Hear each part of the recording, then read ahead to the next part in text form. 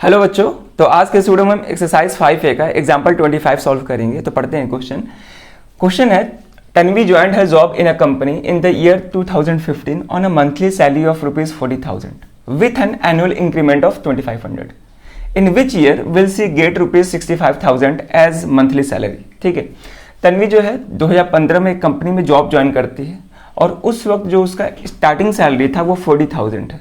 ठीक है ना, लेकिन ये जो सैलरी है हर साल 2500 इंक्रीज करेगा। ठीक है ना, तो हमें बताना है कि किस ईयर में जाके उसका सैलरी 65,000 हो जाएगा। ठीक है, तो समझेंगे यहाँ पे। तो तन्वी जो है 2015 में एक कंपनी में जॉब ज्वाइन करती है और उस वक्त जो उसका स्टार्टिंग सैलरी है वो क्या है, ₹40,000। क्लियर यहाँ तक। अब क्वेश्चन में दे रहा है कि ये जो सैलरी है हर साल 2500 इंक्रीज करेगा। हर साल 2500 क्या करेगा, इंक्रीज करेगा। यानी कि 2015 में अगर 40,000 सैलरी है तो 2016 में उसका सैलरी बढ़ के कितना हो जाएगा, इस 40,000 में 2500 ऐड करेंगे तो क्या हो जाएगा, 42,500 हो जाएगा। उसी तरह अगर 2017 का बात करें तो फिर से 2500 बढ़ेगा। ये जो इंक्रीमेंट है हर साल हो रहा है तो फिर से 2500 बढ़ेगा, तो 2500 हम इसमें ऐड करेंगे तो 42,500 में 2500 ऐड करेंगे तो क्या हो जाएगा, 45,000 हो जाएगा। फिर अगर हम बात करें 2018 का तो यहाँ पे बढ़ के क्या हो जाएगा सैलरी, 47,500। 2019 में सैलरी बढ़ के क्या हो जाएगा, 50,000। ठीक है ना, 2500 और ऐड करेंगे तो ये क्या हो जाएगा, हमारा 50,000 हो जाएगा।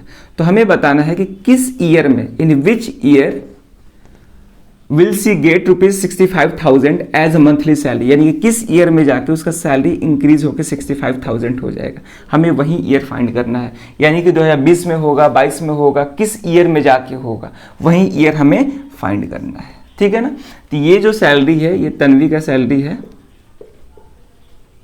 ठीक है, जब वो जॉब ज्वाइन की थी तो उस वक्त उसका सैलरी था 40,000 और वो किस ईयर में ज्वाइन की थी, 2015। 16 में ये सैलरी हो गया 70। तो वही हमें बताना है कि किस ईयर में जाके उसका सैलरी 65,000 होगा। ठीक है, तो देखते हैं कैसे सॉल्व करना है।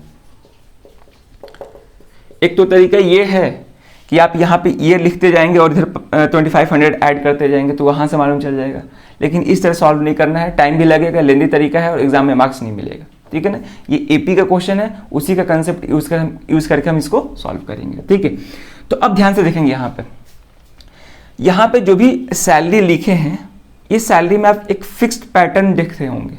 ठीक है ना, क्या पैटर्न है कि हर ईयर में 2500 इंक्रीज कर रहा है। ठीक है, तो अगर हम दो का डिफरेंस निकालें, दो कंसेक्यूटिव सैलरी का डिफरेंस निकालेंगे तो क्या आएगा, 2500 आएगा।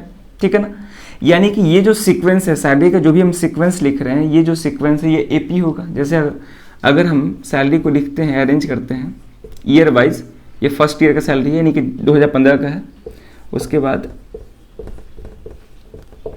ठीक है ये सैलरी है।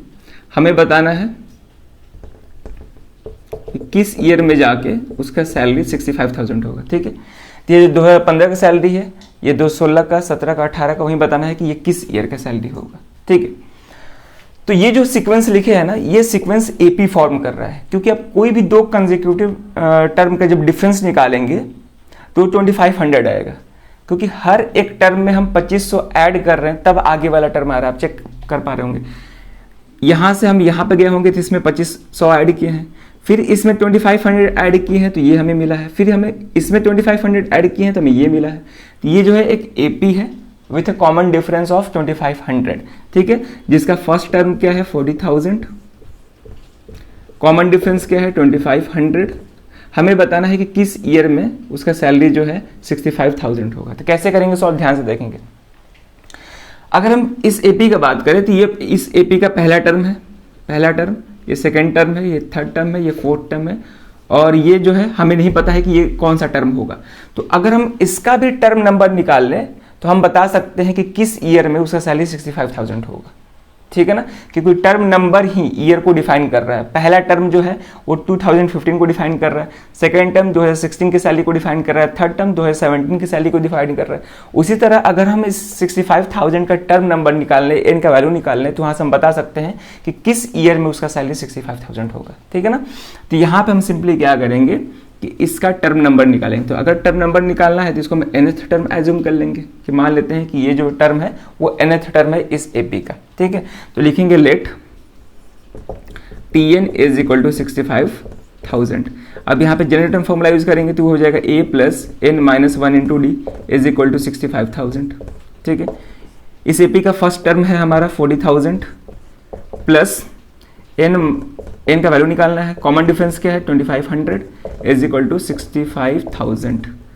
ठीक है, अब 40,000 को उधर भेजेंगे तो ये हो जाएगा n minus 1 into 2500 is equal to, वो उधर जाएगा तो माइनस हो जाएगा, तो 65,000 माइनस 40,000 यहाँ पे बचेगा 25,000। ठीक है, तो n minus 1 is equal to, ये मल्टीप्लीकेशन में इधर आकर डिवीजन हो जाएगा, तो 25,000 डिवाइडेड बाई 2500। ठीक है ना, तो ये हमारा आ जाएगा 10। तो n माइनस 1 का वैल्यू क्या आ रहा है 10 आ रहा है, हमें क्या निकालना है n का वैल्यू निकालना है, तो n minus 1 is equal to 10, तो therefore n is equal to 10 plus 1 यानी कि 11, यानी कि 65,000 इस एपी का 11th टर्म होगा। ठीक है, तो टर्म नंबर तो मालूम चलेगा कि ये 11th टर्म है, लेकिन ईयर अब फाइंड करना है। तो ईयर कैसे फाइंड करेंगे, देखेंगे ध्यान से। जो पहला सैलरी है यानी कि जो फर्स्ट टर्म है वो 2015 को डिफाइन कर रहा है, ये 2015 हो गया, ये 2016 हो जाएगा। ठीक है, फिर 17, 18। अब ध्यान से देखेंगे कैसे इसको सॉल्व करना है। 2015 जो है ये पहला टर्म है। ठीक है, 2015 क्या है, पहला टर्म है। इस टर्म को छोड़ दे तो उसके बाद और कितने टर्म बच जाएंगे, 10 टर्म बचेंगे। ध्यान से समझेंगे, इस टर्म को छोड़ दे तो और कितने टर्म्स बच जाएंगे इस एपी में, 10 टर्म बचेंगे, क्योंकि टोटल क्या है 11 टर्म्स है। तो इस टर्म को छोड़ देंगे तो 10 टर्म बचेंगे। तो देखेंगे ध्यान से, 2015 पहला टर्म को डिफाइन कर रहा था। अगर हम 2015 पहला टर्म को डिफाइन कर रहा था, बचा 10 टर्म, यानी कि अगर हम इसमें 10 ऐड करते हैं तो वो क्या हो जाएगा 2025 हो जाएगा। ठीक है ना, तो ये जो 65,000 है वो किस ईयर में उसको सैलरी मिलेगा, 2025 में मिलेगा। कैसे कि समझ में आ रहा है ना।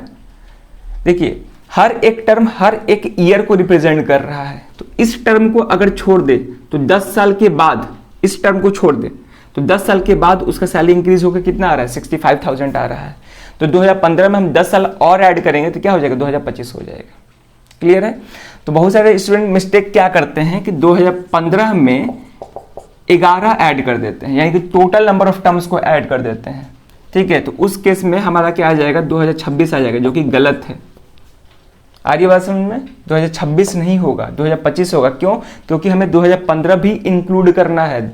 उसका जो स्टार्टिंग सैलरी था 2015 से स्टार्ट हुआ था, तो 2015 को जब इंक्लूड करेंगे तो तब जाके जो 65,000 सैलरी होगा वो कब होगा 2025 में होगा। या फिर आप लिख के भी देख सकते हैं, जैसे यहाँ पर हम लिख देते हैं।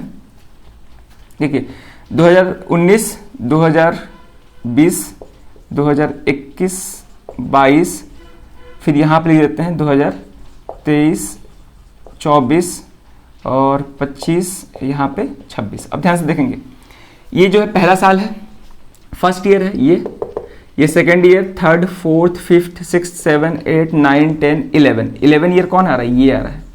ठीक है, तो क्योंकि टर्म नंबर ईयर को रिप्रेजेंट कर रहा है तो 11 साल में उसका सैलरी क्या हो जाएगा 65,000 हो जाएगा। ठीक है, तो 11 साल कौन है तो 2025। ठीक है, आगे बात समझ में। तो लास्ट में लिख देंगे कि in 2025 she will get a monthly salary of ₹65,000। ठीक है, तो इस तरह से क्वेश्चन को सॉल्व करना था। कंफ्यूजन केवल यही पाता है कि लड़के जो हैं 2015 में 11 ऐड कर देते हैं, वहाँ पे गलत हो जाता है। ठीक है ना, 2015 को जब आप इंक्लूड करेंगे तब क्या आएगा 2025 आएगा। तो बढ़िया क्वेश्चन था, इसी तरह से क्वेश्चन को सॉल्व करना था। आप खुद से वीडियो देखने के बाद क्वेश्चन को सॉल्व करिएगा। अगर कहीं भी कोई दिक्कत है जरूर उसको कमेंट करिएगा, क्योंकि ये इस क्वेश्चन को जब खुद से सॉल्व नहीं करिएगा तब तक क्लियर नहीं हो पाएगा। ठीक है, वीडियो देखने के बाद खुद से जरूर सॉल्व करिएगा, तब जाके समझ में आएगा कि कहाँ पे दिक्कत है। ठीक है, तो चलिए फिर इस वीडियो में क्वेश्चन रखते हैं। अब मिलते हैं नेक्स्ट वीडियो में नए क्वेश्चन के साथ। Thank you.